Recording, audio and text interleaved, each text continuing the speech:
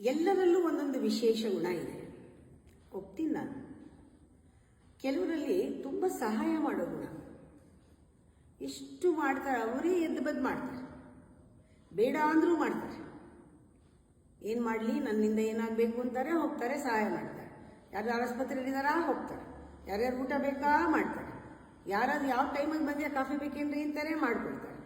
ನಿಮ್ಗೆ ಏನಾರು ಅನುಕೂಲ ಆದರೆ ಹೇಳಿ ನಾನಿದ್ದೀನಿ ಅಂತಾರೆ. ಅವ್ರ ಮಕ್ಕಳು ನೋಡ್ಕೋತಾರೆ, ಎಲ್ಲ ಮಾಡ್ತಾರೆ. ಕೆಲವರು ಮೈ ಮೇಲೆ ಬಿತ್ಕೊಂಡು ಮಾಡ್ತಾರೆ. ಅಷ್ಟು ಅವ್ರ ಗುಣ, ವಿಶೇಷ ಗುಣ, ಭಾಳ ಕಮ್ಮಿ ಜನಕ್ಕೆ ಇರೋದದು.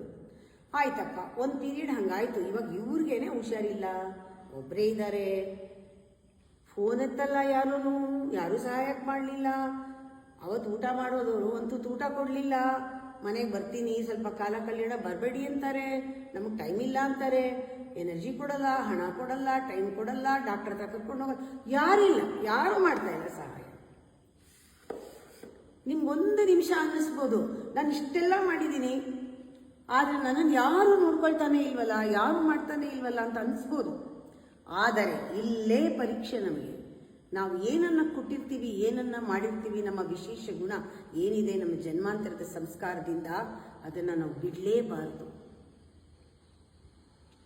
ಪ್ರಪಂಚದಿಂದ ಏನನ್ನೂ ಎಕ್ಸ್ಪೆಕ್ಟ್ ಮಾಡಬೇಡ, ಯಾರಿಂದನೂ ಏನು ಎಕ್ಸ್ಪೆಕ್ಟ್ ಮಾಡಬೇಡ. ಇವಾಗ ನಿನಗೆ ಬೇಕಾಗಿದ್ರೂ ಎಕ್ಸ್ಪೆಕ್ಟ್ ಮಾಡಬೇಡ, ಮಾಡದೆ ಅಂತ ಹೇಳ್ಬೇಡ.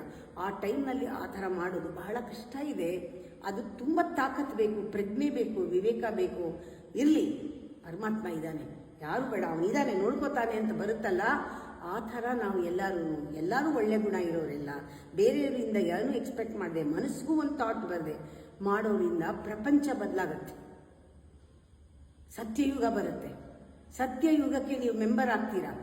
ಬೇಡ, ನಿಮ್ಮ ಗುಣನ, ನಿಮ್ಮ ವಿಶೇಷ ಗುಣನ ಯಾವತ್ತೂ ಬಿಟ್ಕೊಡ್ಬೇಡಿ. ಅವ್ರು ಮಾಡಲಿಲ್ಲ ಅಂತ ನಿಲ್ಲಿಸ್ಬೇಡಿ.